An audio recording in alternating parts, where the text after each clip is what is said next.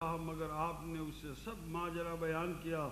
اس کے بعد عبداللہ ابن عباس حاضر ہوئے، اس نے بھی آپ کو روکنا چاہا مگر آپ نے اسے بھی سب ماجرا بیان کیا جو آپ حضرات رات دن مجلسوں میں سنتے ہیں۔ آپ حضرات کے سامنے ام سلمہ کا دردناک واقعہ بیان کرنا ہے۔ مولا کی سفر کی تیاری ہے۔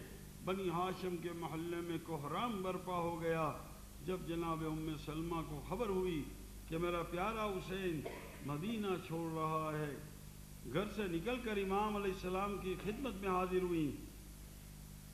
جناب ام سلمہ کا گھر سے باہر نکلنا کوئی معمولی بات نہ تھی۔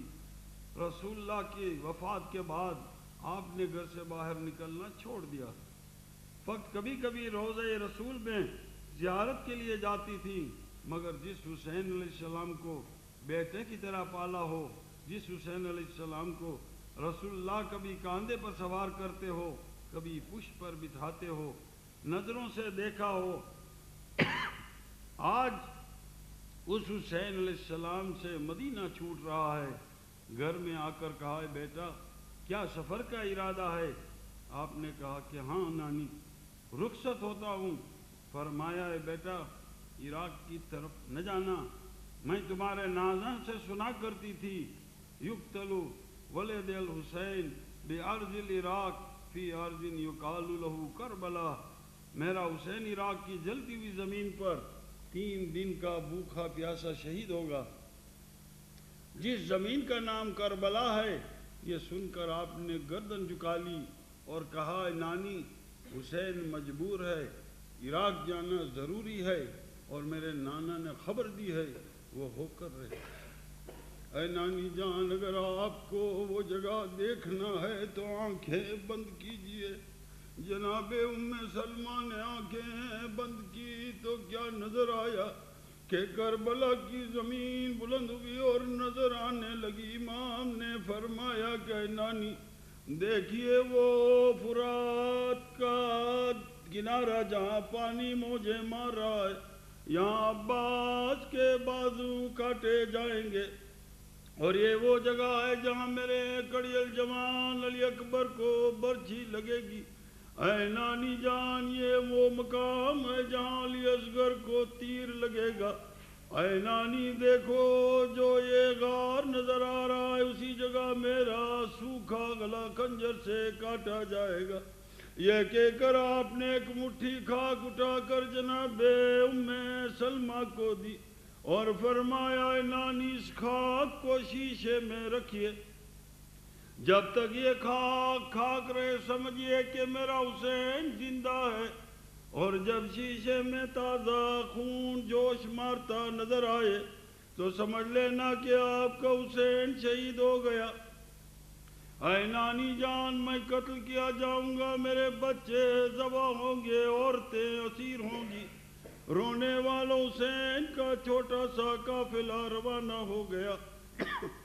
جناب ام سلمہ ہمیشہ نماز کے بعد اس خاک کو دیکھا کرتی تھی، یہاں تک کہ صبح عاشور ہوئی۔ نماز صبح کے بعد دیکھا کہ خاک سلامت ہے، نماز ظہر کے بعد دیکھا کہ خاک اپنی حالت پر باقی ہے، مگر جب نماز عصر کے بعد اس شیشے کو اٹھایا تو دیکھا کہ تازہ خون جوش مار رہا ہے۔ سر سے چادر پھینک دی اور فریاد کرنے لگی، اے مدینے والوں، آؤ مجھے پرسا دو، میرا مسافر حسین رسول کا نواسہ شہید ہو گیا۔ الا لعنت اللہ علی القوم الظالمین وسيعلم الذین ظلموا أي منقلب ينقلبون انا للہ وانا الیہ راجعون۔ الحمد للہ کرا سورۃ المبارک۔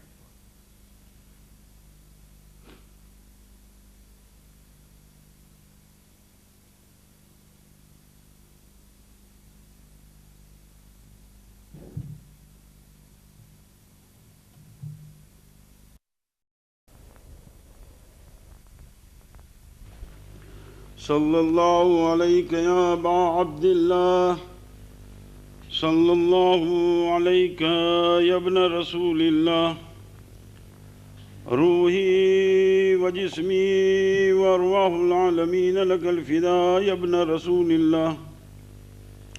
ثم السلام عليكم يا أهل الأذى الحسين جميعا ورحمة الله وبركاته. يوفون بالنذر ويخافون يوما كان شره مستطيرا ويطعمون الطعام على حبه مسكينا ويتيما واسيرا انما نطعمكم لوجه الله لا نريد منكم جزاء ولا شکورا. یہ وہ لوگ ہیں جو نظریں پوری کرتے ہیں اور اس دن سے جس کی سختی ہر طرف پھیلی ہوگی ڈرتے ہیں اس کی محبت میں مسکینوں اور یتیموں اور اسیروں کو کھانا کھلاتے ہیں اور کہتے ہیں کہ ہم تو تم کو بس خالص خدا کے لیے کھلاتے ہیں، ہم نہ تم سے بدلے کے خواستگار ہیں اور نہ شکر گزاری کے. حل عطا کی اس آیت میں چند ایسے مخصوص صاحبان عطا کے اثار کا تذکرہ ہے جو اپنے دروازے پر آنے والوں کے لیے اپنے سامنے کی روٹیاں اٹھا دیتے ہیں، خود بھوکے رہ جاتے ہیں اور انہیں سیر کر دیتے ہیں. ایک دن نہیں، مسلسل 3 دن کسی صاحب جاہ و جلال کی ضیافت کے لیے نہیں بلکہ مسکینوں کے لیے، یتیموں کے لیے، اسیروں کے لیے. یہ کیوں؟ اس لیے کہ اپنے دروازے پہ جو آ گیا وہ اپنا مہمان. مہمان کون؟ مہمان اللہ کا بندہ اور معاشرے کا نمائندہ، لہٰذا اس کو خوش کرنا، اللہ کو خوش کرنا، اس کو خوش آمدید کہنا، معاشرے کو خوش آمدید کہنا ہے. اور یہ بھی شرط نہیں کہ اپنا دوست آئے، اپنا شناسہ آئے، اپنا ہم قوم و ہم مذہب آئے تو وہی آپ کا مہمان. نہیں، مہمان ان تمام تنگ نظریوں سے بالا تر، دوست ہو یا دشمن، شناسہ ہو یا اجنبی، ہم قوم ہو یا غیر قوم، مسلم ہو یا کافر، اگر وہ آپ کے دروازے پر آ گیا تو اب یہ سارے امتیازات ختم. اب وہ آپ کا مہمان، آپ کا فرض ہے کہ اس کی تواضع کریں، آپ پر لازم کہ آپ اس کی عزت کریں. اسی بنا پر ارشاد ہوا کہ اکرمک الضیف ولو کان کافرا، مہمان کی عزت کرو اگرچہ وہ کافر ہی کیوں نہ ہو. معلوم نہیں اس لفظ مہمان میں کیا جذب کشش ہے، کیا عزت و عظمت ہے کہ اگر ایک جاہل عرب کے خیمے میں ایک پرندہ مہمان بن کر آ گیا تب اس کی حفاظت کے لیے تلوار نیام سے باہر نکل آئی، قبیلے سے قبیلے ٹکرانے لگے، خون کی بارش ہونے لگی. ادھر اس مہمان پرندے نے اپنے میزبان کا خیمہ چھوڑا اور کھچی ہوئی تلواریں پھر نیام میں آ گئی. اس لیے کہ مہمان گھر سے رخصت ہو چکا، اب اس میں وہ عظمت نہیں جو مہمان بن جانے کے وجہ سے پیدا ہو گئی تھی. عرب کی مہمان نوازی اسی لیے تو مشہور ہے کہ وہ انسانی سرحد کو تائید کر کے جانوروں اور چیڑیوں تک کو اپنا مہمان شمار کرتے تھے. چنانچہ جناب عبد المطلب کا دسترخوان جس طرح انسانوں کے لیے عام تھا اسی طرح آپ اپنا دسترخوان پہاڑوں پر بھی سجا دیتے تھے تاکہ فضاؤں میں اڑنے والے طیور بھی اس سے سیر ہو جائیں. اور یہی وجہ ہے کہ فیاض اور جواد کے ساتھ ساتھ آپ کا ایک لقب مطعم طیر السماء بھی ہے، یعنی فضا میں اڑنے والے پرندوں کو کھانے کھلانے والے. اور یہ تو اپنی توفیق اور اپنے جد و سخا کی پستی و بلندی ہے. کسی کا دسترخوان صرف زمین پر بسنے والے انسانوں کے لیے، کسی کا دسترخوان ہوا میں اڑنے والے طائروں کے لیے، کسی کا دسترخوان اتنا عام کہ فلک سے ملک آتے ہیں. جناب ابراہیم علیہ السلام بڑے مہمان نواز، فلسطین میں سر راہ مہمانوں کے قیام کے لیے خیمے نصب، جو مسافر ادھر سے گزرا وہ آپ کا مہمان. اسی زمانے میں جناب جبرائیل و میکائیل و اسرافیل و کرائیل کو حکم ہوا کہ جا کر قوم لوط کا طبقہ الٹ دو۔ چاروں فرشتے آسمان سے اتر کر چلے اور اثنائے راہ میں یہ خیمہ نظر آیا، اندر داخل ہوئے، جناب ابراہیم کو سلام کیا، آپ نے بڑی عزت سے مہمانوں کو بٹھایا۔ فما لبث ان جاء بعجل الحنیذ، تھوڑی دیر میں بچھڑے کا بنا ہوا گوشت مہمانوں کے سامنے لا کر رکھ دیا، مگر مہمان بھی بڑے آن بان والے۔ جبرائیل بولے ابراہیم ہم اس وقت تک یہ نہ کھائیں گے جب تک یہ نہ بتاؤ گے کہ اس کھانے کی قیمت کیا لوگے۔ آپ نے فرمایا کھانے کی قیمت صرف یہ ہے کہ پہلے لقمے پر بسم اللہ الرحمن الرحیم کہو اور آخری لقمے کے بعد الحمدللہ رب العالمین کہو۔ ملک اس جواب کو سن کر پھڑک اٹھا اور بولا واقعاً ایسا ہی شخص خلیل خدا بننے کے قابل ہے۔ یہ سب کچھ ہوا مگر کھانے کی طرف ہاتھ نہ بڑھایا۔ فلما رأى أيديهم لا تصل إليه، جب جناب ابراہیم نے دیکھا کہ ان مہمانوں کے ہاتھ کھانے کی طرف نہیں بڑھتے، نکرهم وأوجس منهم خفتا، تو ذرا کھٹکے اور دل میں ایک طرح کا خوف سا محسوس کیا۔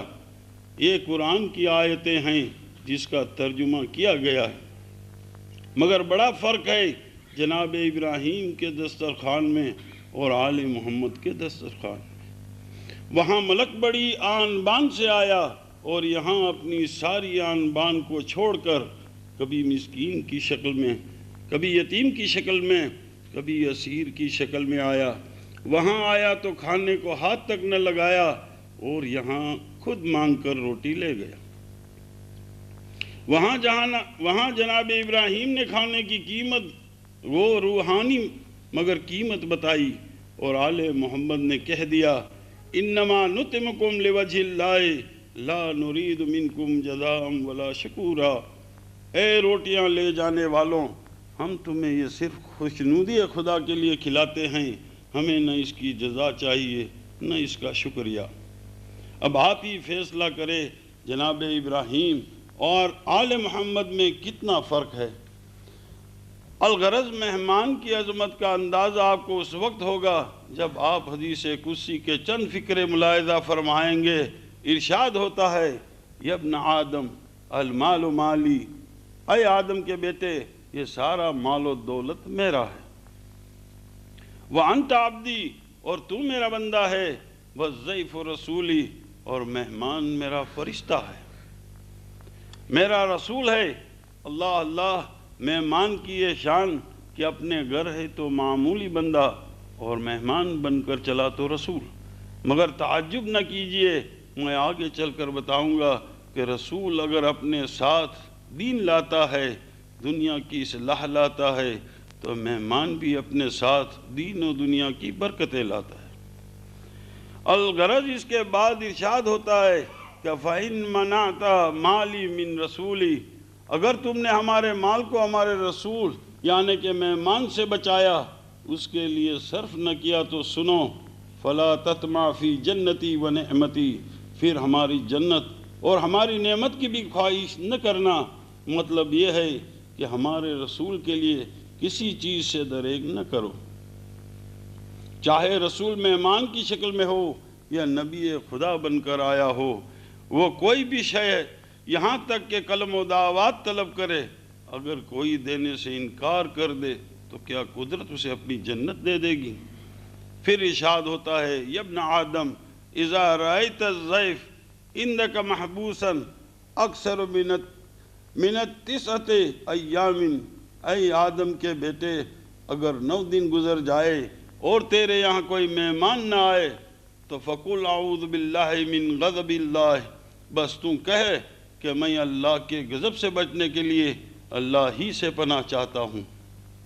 پھر ارشاد ہوتا ہے یا ابن آدم ثلاثۃ واجبۃ علیک، اے آدم کے بیٹے میں نے 3 باتیں تیرے پر واجب کی ہیں۔ زکوٰۃ و مالک، سب سے پہلے تو اپنے مال کی زکوٰۃ نکال، دوسرے وصلۃ و رحمت، اپنے اعزاء اور اقارب کے ساتھ حسن سلوک سے پیش آ، تیسرے کر و ضیفک، اگر تیرے یہاں کوئی مہمان آ جائے تو اسے سیر کر۔ فَإِذَا لَمْ تَفْعَلْ مَا أَوْجَبْتُهُ عَلَيْكَ، دیکھ اگر تو نے ان واجبات کو ترک کیا، فَإِنِّي أُعْزِئُكَ إِعْزَاءً، تو میں تجھے ایسا رلاؤں گا، ایسا سکنجے میں کسوں گا کہ تو بھی کیا یاد کرے گا۔ وَاجْعَلُكَ نِكَالًا لِلْعَالَمِينَ، اور تیری ایسی حالت بناؤں گا کہ لوگ دیکھ کر عبرت حاصل کریں۔ یہ نہ خیال کیجئے کہ مہمان آیا ہے تو ہمارے حصے کی روزی میں کچھ کمی کر کے جاتا ہے، لہذا اس سے فائدہ ہی کیا نہیں۔ اول تو وہ آپ کے حصے کی روزی نہیں کھاتا، اپنے حصے کی کھاتا ہے۔ عالم کے ہر دانے پر قلم قدرت نے یہ لکھ دیا ہے کہ یہ فلاں ابن فلاں کی روزی ہے، اور یہ خیال غلط ہے کہ وہ خالی آتا ہے۔ مہمان کے دامن سے برکتیں لپٹی ہوئی آتی ہیں۔ چنانچہ حضرت کے سامنے ایک مومن تھا، وہ مہمان سے بہت محبت کرتا تھا، مگر اس کی زوجہ بڑی کنجوس تھی۔ جب اپنے گھر میں مہمان دیکھتی تو شوہر سے جنگ پر آمادہ ہوتی۔ اس مرد مومن نے حضرت سے شکایت کی تو آپ نے فرمایا کہ جاؤ اسے کہہ دینا کہ آج خدا کا رسول میں اپنے اصحاب کے تیرے گھر مہمان ہوگا، اور یہ بھی کہہ دینا کہ جب مہمان گھر میں داخل ہوں تو دیکھتی رہیں، اور جب واپسی کے لیے باہر نکلے تو بھی انہیں دیکھتی رہے۔ چنانچہ حضرت میں اصحاب کے اس کے گھر پہنچے۔ عورت نے شغاف در سے دیکھا کہ ہر مہمان اپنے ساتھ کچھ گوشت اور کچھ میوے لایا ہے۔ گھر میں سب نے وہ چیزیں ایک جگہ رکھ دی۔ عورت بڑی خوش ہوئی۔ مہمانوں نے کھانا کھایا، جب واپس چلے تو عورت نے پھر شگاف در سے دیکھا کہ ہمارے گھر کے سارے سانپ اور بیچھو مہمانوں کے دامن سے لپٹے ہوئے باہر چلے جاتے۔ یہ دیکھ کر وہ عورت خائف ہوئی، سارا حال اپنے شوہر سے بیان کیا۔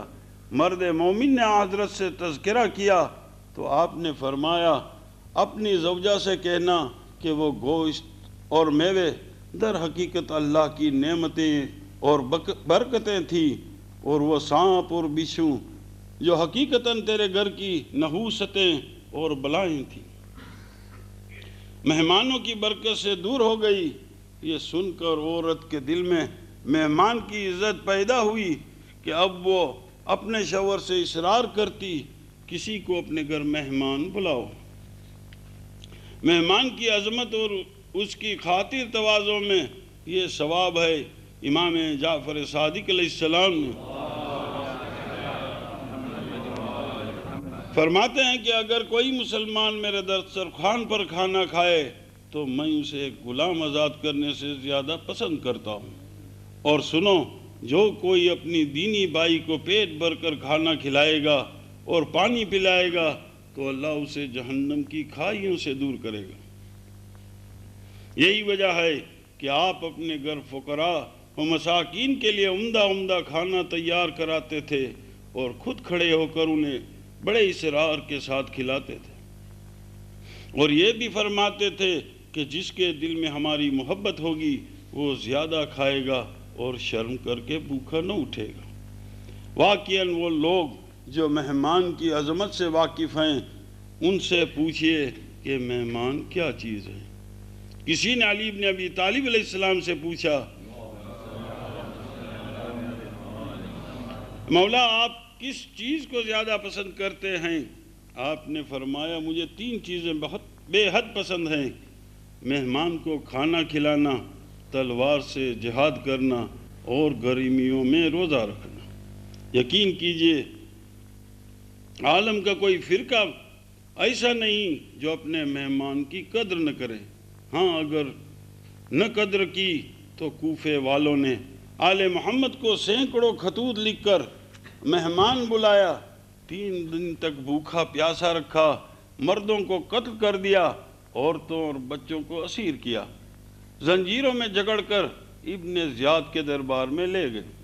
عبداللہ بن قیس امام حسن علیہ السلام کے رضائی بھائی مدینے سے دور کسی قریے میں رہتے تھے۔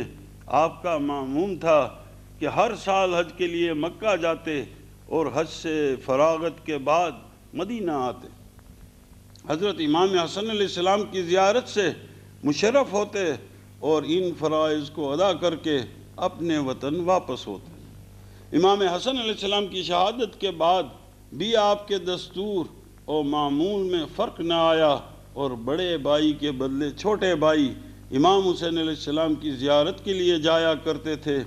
اتفاقاً ایک سال حج کے لیے نہ جا سکے، دل میں سوچا کہ اگر حج کے لیے نہیں جا سکتا تو مدینہ قریب ہے، زیارت تو امکان میں ہے، لہذا فرزند رسول کی زیارت کیوں نہ کر لوں، چلو زیارت کر لیں۔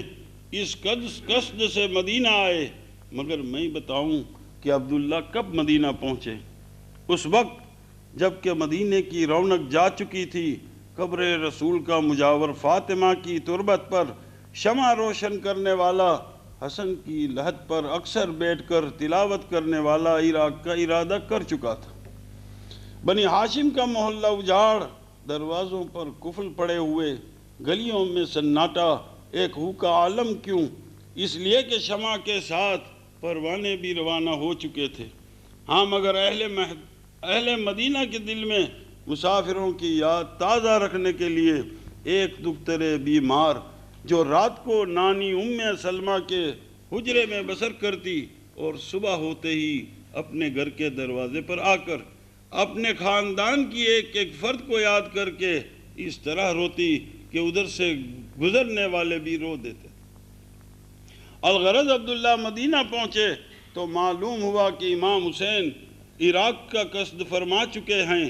جی نہ چاہا کہ بغیر زیارت کیے ہوئے گھر واپس جائیں، اس لیے مدینے سے شوق کے زیارت امام میں کوفے کے جانب روانہ ہو گئے۔ منزلیں طے کرتے ہوئے جب کوفے کے قریب پہنچے تو دن ڈھل چکا تھا۔ نہر فرات کے کنارے ایک درخت کے سائے میں لیٹ کر ذرا دم لینے کا ارادہ کیا، ابھی آنکھوں پر غنودگی سی کیفیت طاری ہوئی تھی کہ صحرائے کربلا کی جانب سے غبار اڑتا ہوا نظر آیا۔ عبداللہ کی نگاہیں اس پر جم گئی۔ جب دامن گرد چاک ہوا تو چند سیاہ علم نظر آئے۔ خیال کیا کہ یہ شام کی فوج ہے۔ تھوڑی دیر میں وہ فوج بھی اسی مقام پر آ کر رکی۔ سب نے وہیں اپنے اپنے گھوڑے باندھ دیے اور آرام کی تیاری کرنے لگے۔ عبداللہ کا بیان ہے کہ گرمی شدت کی تھی۔ میں نے دیکھا کہ فوج کے آخر میں اونٹوں پر چند عورتیں اور بچے دھوپ سے چہرے کملائے ہوئے، پیاس سے لب خشک، آنکھوں میں ہلکے پڑے ہوئے، ان اسیروں کے چہروں سے مظلومیت ظاہر تھی۔ ایسا معلوم ہوتا تھا کہ بڑے مصیبت زدہ ہیں۔ یہ ظالم فوج انہیں کھانے پینے کو بھی نہیں دیتی ہوگی۔ الغرض ان اسیروں کے ناک کے سائے سے کچھ دور دھوپ میں آ کر کھڑے ہو گئے۔ انہی اسیروں میں ایک جوان مگر بیمار و ناتوان تھا، چاہ کے ناکے سے اترے مگر ضعف سے سنبھلا نہ گیا اور خود بخود منہ کے بل زمین پر گر پڑا۔ یہ دیکھ کر سب عورتوں اور بچوں نے اسے آ کر گھیر لیا اور سب جلتی ریت پر وہیں بیٹھ گئے۔ عبداللہ کہتے ہیں کہ یہ دردناک منظر دیکھ کر میرا کلیجہ منہ کو آنے لگا، آنکھوں میں آنسو بھر آئے۔ تھوڑی دیر کے بعد میں نے دیکھا کہ انہی اسیروں میں سے ایک عورت ایک بچی کو آغوش میں لیے ہوئے نہر کے کنارے پہنچی۔ عبداللہ کہتے ہیں کہ میں ذرا قریب گیا، دیکھا کہ منہ پر چادر نہیں مگر بکھرے ہوئے بالوں سے چہرہ چھپا ہوا ہے، مصائب کے بوجھ سے کمر خمیدہ ہے۔ الغرض اس خاتون نے ہاتھ بڑھایا، چلو میں پانی لیا، منہ کے قریب لائی، پھر کچھ سوچنے لگی اور کربلا کی طرف نگاہ کر کے بولی، اے بھیا یہ وفاداری کے خلاف ہوگا کہ تم کربلا میں 3 دن کے پیاسے شہید ہو جاؤ اور میں پانی پی کر اپنی پیاس بجھاؤں۔ عبداللہ کہتے ہیں کہ یہ سن کر میرے دل کی رگیں ٹوٹنے لگی۔ تفتیش حال کے لیے اور قریب گیا، ادھر سے آواز آئی خبردار قریب نہ آنا، تو نامحرم ہے اور تیرے لیے ادھر آنا گناہ ہے۔ عبداللہ کہتے ہیں کہ یہ سن کر میں ذرا جھجکا اور بولا، خاتون میں تمہارا دشمن نہیں، میں تو ادرائے ہمدردی آ رہا ہوں، خدا کی قسم تمہاری مظلومی اور بے کسی نے میرا دل ہلا دیا، میں یہ جاننا چاہتا ہوں تم لوگ کون ہو، کس جرم میں اسیر کیے ہیں۔ اس خاتون نے کہا، اے شخص ہمارے ہمدرد تو کربلا میں سو رہے ہیں، مگر تو کون ہے اور کہاں کا ارادہ رکھتا ہے؟ عبداللہ نے کہا، میں امام حسن علیہ السلام کا رضائی بھائی عبداللہ بن قیس ہوں، اپنے بھائی حسین کی زیارت کے لیے مدینہ گیا تھا، وہاں معلوم ہوا کہ بھائی حسین کوفے کی جانب گئے تو اب کوفہ جا رہا ہوں۔ یہ سنتے ہی وہ خاتون دکھ بھری آواز میں بولی، بھائی عبداللہ، کیا زمانے کا انقلاب ہے کہ بھائی بہن کو نہ پہچان سکا؟ ہائے تم جن کی زیارت کے لیے جاتے ہو وہ تو کوفیوں کے ہاتھوں کربلا میں 3 دن کے بھوکے پیاسے شہید ہو گئے۔ الا لعنت اللہ علی القوم الظالمین وسيعلم الذین ظلموا أي منقلب ينقلبون انا للہ وانا الیہ راجعون۔ رحم اللہ من قرأ سورۃ المبارکۃ۔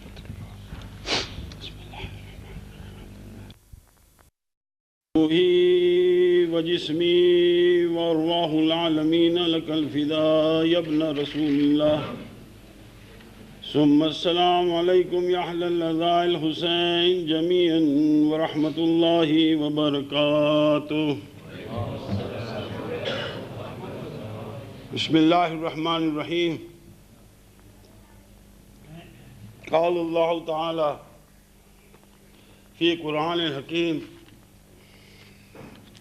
ان ربکم الذی خلق السماوات والارض فی 6 ایام ثم استوى علی العرش، یعنی یقیناً تمہارا پروردگار اللہ ہے جس نے آسمانوں اور زمین کو 6 دن میں خلق کیا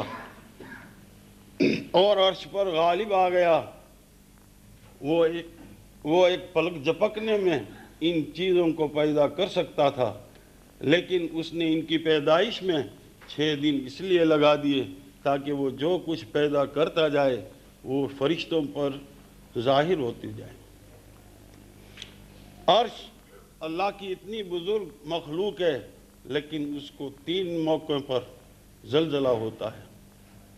پہلا موقع جو ہے وہ یہ ہے کہ مومن صبح کے وقت جب اپنے گناہوں سے استغفار کرتا ہے تو عرش الہی کانپ اٹھتا ہے۔ دوسرے، کوئی نیک عورت کو طلاق دیتا ہے تو اس وقت عرش الہی کانپ اٹھتا ہے۔ اور تیسرے، کوئی یتیم کے اوپر ظلم کرتا ہے تو اس وقت عرش الہی کانپ اٹھتا ہے۔ رسول خدا نے جبرائیل سے پوچھا، کبھی ملائکہ بھی ہنستے ہیں اور کبھی روتے ہیں؟ تو جبرائیل نے کہا 3 موقعوں پر تعجب سے ہنستے ہیں اور 3 موقعوں پر ترحم سے روتے ہیں۔ ہنسنے کا پہلا موقع یہ ہے کہ کوئی شخص دن بھر بیکار کاموں میں گزار کر عشاء کے بعد بھی اپنی لغویات سے سیر نہیں ہوتا تو فرشتے تعجب سے ہنس کر کہتے ہیں کہ اے غافل، اتنے لمبے دن سے تو سیر نہیں ہوا تو 1 ساعت میں کیا سیر ہوگا؟ اور کوئی کسان، دوسرے جو ہے وہ یہ ہے کہ کوئی کسان اپنی زمین کھودتے ہوئے اس حد تک پہنچتا ہے کہ 1 انگل زمین باقی نہ رہ جائے، تب بھی فرشتے ہنس کر کہتے ہیں اے حریص، اتنی وسیع زمین سے تو سیر نہیں ہوا تو 1 انگل زمین سے کیا سیر ہوگا؟ اور تیسرے، جب کوئی عورت جو زندگی بھر بے پردہ رہی ہو اور اس کے مرنے کے بعد یعنی کہ تلقین کے وقت اس کے پردے کا اہتمام کیا جاتا ہے، اس وقت فرشتے ہنستے ہیں کہ یہ جب جوان تھی، خوبصورت تھی، اس وقت اس کے پردے کا اہتمام نہ کیا، جب یہ قابل نفرت ہو گئی اس وقت اس کے پردے کا اہتمام کیا جاتا ہے۔ اور 3 موقع جو ہیں جو فرشتے روتے ہیں وہ یہ ہیں، پہلے کسی مایوسی میں